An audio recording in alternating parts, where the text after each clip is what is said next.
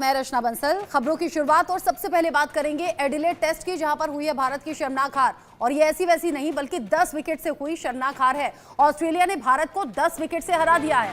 भारत और Australia test 1-1 से हालांकि अब बराबर हो गया है, लेकिन भारत को मिली है शर्मनाक जीत। एडिलेड में तीसरे ही दिन हारी है टीम इंडिया। तीसरे ही दिन हारी, लेकिन वो पूरे बड़े अंतर के साथ बड़ी शर्मनाक ये हार 10 विकेट से हारी है। 19 रन का टारगेट मिला था और ऐसे में ऑस्ट्रेलिया की टीम जो एक के बाद एक आगे बढ़ती रही। एडिलेड में तीसरे ही दिन टीम इंडिया हार गई। एडिलेड टेस्ट में भारत की ये शर्मनाक हार कही जा रही है। शुरुआत ही कमतर रही, भारत ने उस तरीके से परफॉर्म नहीं किया। ऑस्ट्रेलिया को 19 रन का टारगेट मिला था।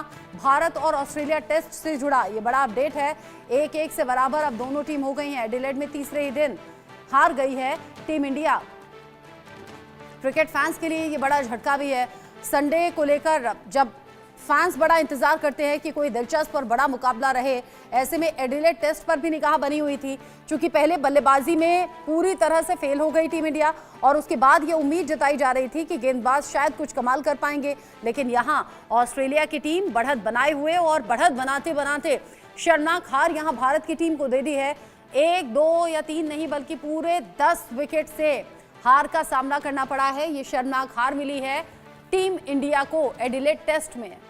ऐसे में बड़े प्लेयर्स जिनका लगातार नाम सामने आता रहा, चर्चा होती रही कि जब ऑस्ट्रेलिया अच्छा परफॉर्म कर रही है, भारत ने बहुत कम स्कोर खड़ा किया है और भारत के ऊपर ऑस्ट्रेलिया ने पहले ही बढ़त बना ली है। ऐसे में बड़े खिलाड़ियों पर बड़ा भरोसा था और बड़ा उम्मीदें भी थी कि खिलाड़ी अच्छा परफॉर्म करेंगे तो हो सकता है मामला थोड़ा बराबरी का पहुंचे, लेकिन यहाँ बहुत बड़ा अंतर 10 विकेट से शर्मनाक हार मिली है टीम इंडिया को एडिलेड टेस्ट में।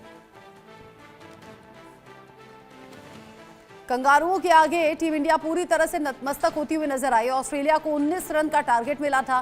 पहली पारी में बढ़त ऑस्ट्रेलिया की टीम ने बना ली थी।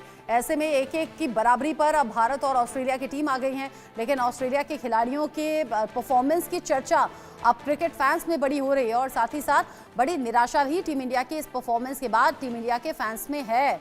भारत और ऑस्ट्रेलिया टेस्ट में 1-1 से बराबर, लेकिन एडिलेड टेस्ट में तीसरे ही दिन भारत की हो गई ये शर्मनाक हार। पूरी तरह से फेल साबित हुई है टीम इंडिया की स्ट्रैटेजी।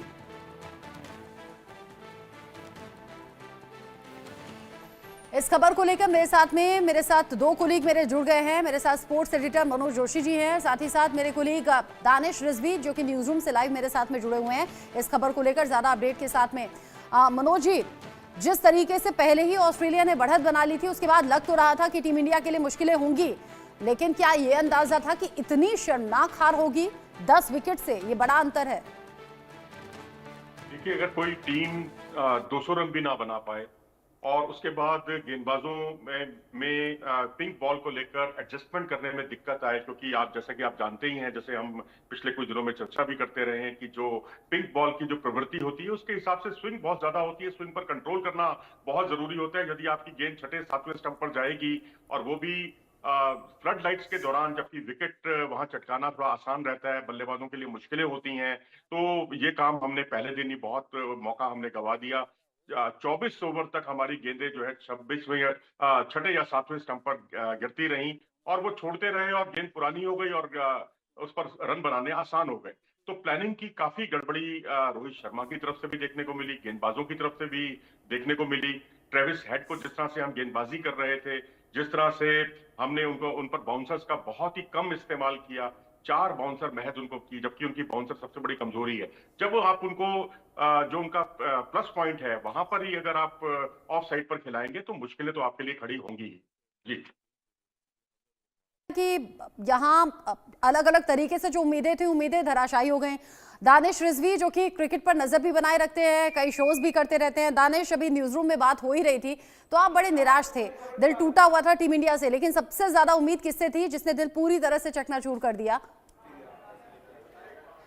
जी हाँ, बिल्कुल बल्लेबाजों पर ज़्यादा डिपेंडेंट थी भारतीय टीम और उम्मीद के दर्शक भी कर रहे थे, हम भी कर रहे थे कि इस बार जिस तरीके से रोहित शर्मा की बतौर कप्तान वापसी हुई है, दूसरे टेस्ट में उनके ऊपर जिम्मेदारी थी कि एक अच्छी बल्लेबाजी करेंगे। पहली इनिंग में उन्होंने निराशाजनक प्रदर्शन किया, दूसरी इनिंग में भी उस तरीके से उनका निराशाजनक प्रदर्शन जारी रहा। विराट कोहली का भी कोई खास परफॉर्मेंस नहीं रहा। इस तरीके से दो बल्लेबाजों पर बहुत कुछ भारतीय टीम की बल्लेबाजी डिपेंड थी, लेकिन बहुत खासा प्रदर्शन नहीं कर पाए। लेकिन जिस तरीके से टीम इंडिया जब ऑस्ट्रेलिया दौरे पर पहुंची थी, गावस्कर बॉर्डर की सीरीज जब शुरू हुई थी, तो ये कयासों के बाजार गर्म थे कि ऑस्ट्रेलिया में किस तरह की बल्लेबाजी करेगी भारतीय टीम, किस तरह की गेंदबाजी करेगी, क्या भारतीय गेंदबाज वहां की पिचों को अनुरूप गेंदबाजी कर पाएंगे। इस सारे सवाल उस वक्त गर्दिश कर रहे थे, लेकिन भारतीय गेंदबाजों ने जबरदस्त गेंदबाजी की थी। पहले याद होगा, पहले टेस्ट में पर्थ में बेहतरीन गेंदबाजी की थी। गेंदबाजी की बदौलत भारतीय टीम ने ऑस्ट्रेलिया को पर्थ में ऐतिहासिक जो करारी शिकस्त दी थी, वाकई काबिल तारीफ थी। उसी के अनुरूप जिस तरीके से पहले दूसरे टेस्ट में भारतीय टीम ने जब बल्लेबाजी में निराशाजनक प्रदर्शन किया, उसके बाद जब पहले दिन का खेल खत्म होता है तो थोड़ा सा भारतीय गेंदबाजी की जो लय तो थोड़ा सा बिखरी हुई लग रही थी। लेकिन जब वापसी की भारतीय गेंदबाजों ने, स्पेशली बुमराह और सिराज ने, तो वाकई काबिल तारीफ थी। महज कुछ रनों के अंदर ऑस्ट्रेलिया टीम को समेटा। लेकिन जब सेकेंड डे इनकी शुरुआत होती है तो एक बड़ी उम्मीद के साथ ये शुरुआत की होती है कि शायद भारतीय टीम अब अच्छे बल्लेबाजी करेगी।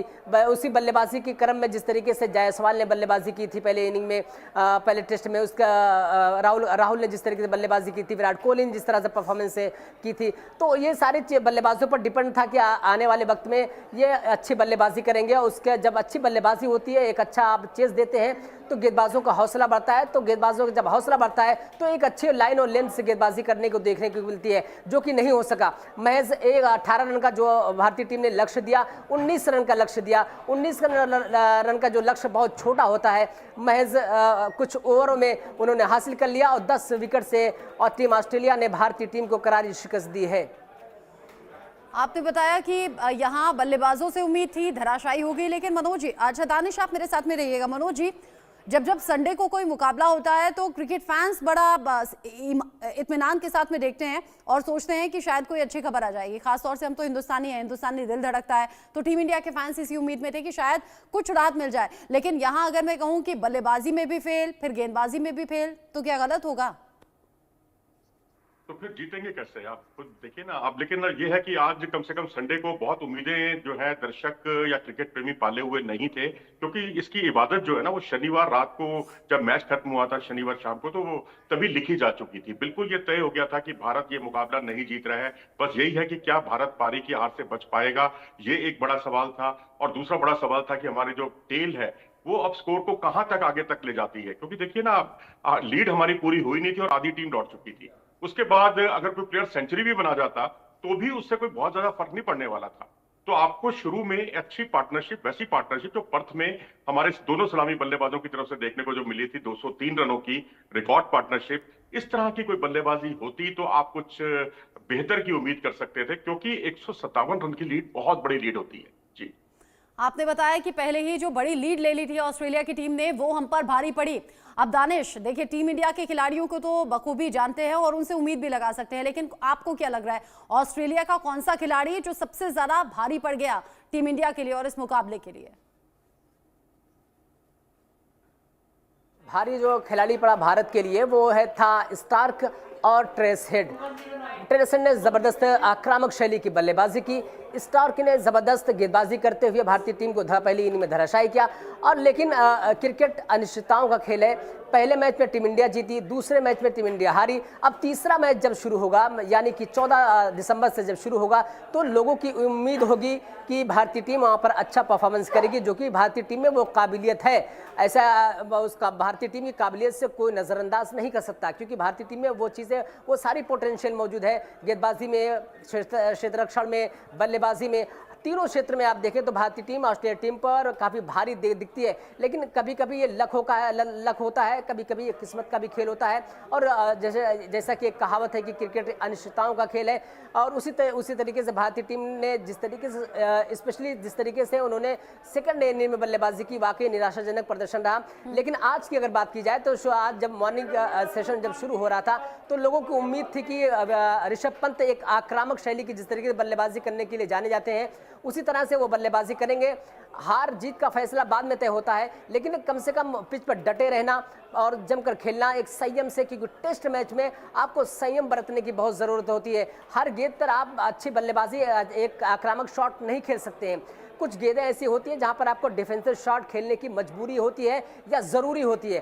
तो ऐसे में ऋषभ पंत को कई चीज़ों पर ध्यान देने की ज़रूरत है कि ऐसे वक्त में वो जिस तरीके से एक हीरो बनकर भारतीय टीम के लिए एक और दर्शकों के लिए एक हीरो बनने का एक उनके पास मौका था ऋषभ पंत के पास, क्योंकि उनके पास वो काबिलियत है अच्छे शॉट खेलने की, पिच पर जमकर डटकर बल्लेबाजी करने की।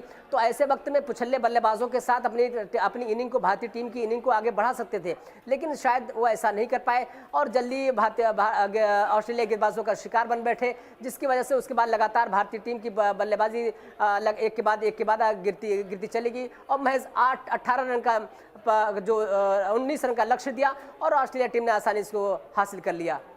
अब ऐसे में ऑस्ट्रेलिया की टीम के लिए तो ये बाएं हाथ का खेल समझिए, जिसे बहुत आसानी से हासिल ऑस्ट्रेलिया की टीम ने कर लिया, लेकिन यहाँ टीम इंडिया की बड़ी फजीहत हो रही है अब इस मुकाबले के बाद में, यानी कि हार के बाद में।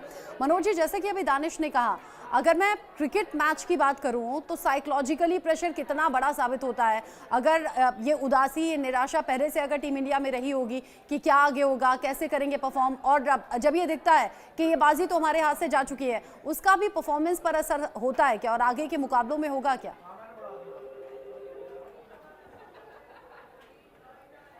है और भारत सिर्फ एक औपचारिकता पूरी करने जा रहा है, क्योंकि 0 पर 5, क्योंकि आपकी बढ़त पूरी नहीं हुई और आपके 5 खिलाड़ी आउट हो गए और उसके बाद हम टेल से कुछ चमत्कार की उम्मीद करें। हो जाता है चमत्कार, कभी कभी आप मैच बचा भी लेते हैं, जैसे हनुमा विहारी और अश्विन ने ऑस्ट्रेलिया के पिछले दौरे में एक मैच बचाया भी था, भारत को निश्चित हार से बचाया था।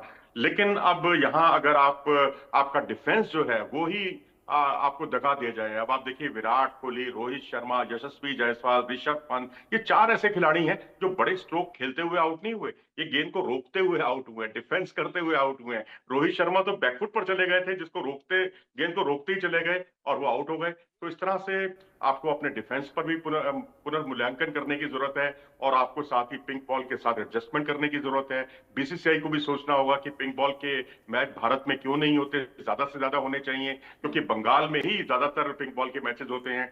हमारे डोमेस्टिक क्रिकेट में इस तरह की चीजें इंट्रोड्यूस होनी चाहिए, जो इंटरनेशनल लेवल पर मान्यता है उस तरह के मैचेस होते हैं। तो ओवरसीज कंडीशन में यही हाल होता रहेगा, क्योंकि 2.25 दिन में पिछली बार हारे थे हम और इस बार भी 2.25 दिन में ही हार गए हैं हम लोग। तो ये 5 दिन के मैच में ये दुनिया की जो टॉप टीमों में जिसका शुमार किया जाता हो, हाँ। उसका अगर ये हश्र होता है तो बीसीसीआई को इस बारे में वाकई गंभीरता से सोचने की जरूरत है। सोचने की जरूरत है बीसीसीआई को भी और टीम इंडिया के प्लेयर्स को भी। मनोज जी, आप मेरे साथ में रहिएगा, दानिश आप भी रहिएगा। अभी तो हम ऑस्ट्रेलिया और भारत के बीच में होने वाले मुकाबले यानी कि एडिलेड टेस्ट को लेकर बात कर रहे थे, लेकिन अभी इस बीच मिल रही है एक और बड़ी खबर, वो भारत और बांग्लादेश के बीच में होने वाले फाइनल मुकाबले से जुड़ी हुई है, अंडर 19 से जुड़ी हुई है। दुबई में अंडर 19 एशिया कप का फाइनल मुकाबला होना है। भारत के 2 खिलाड़ी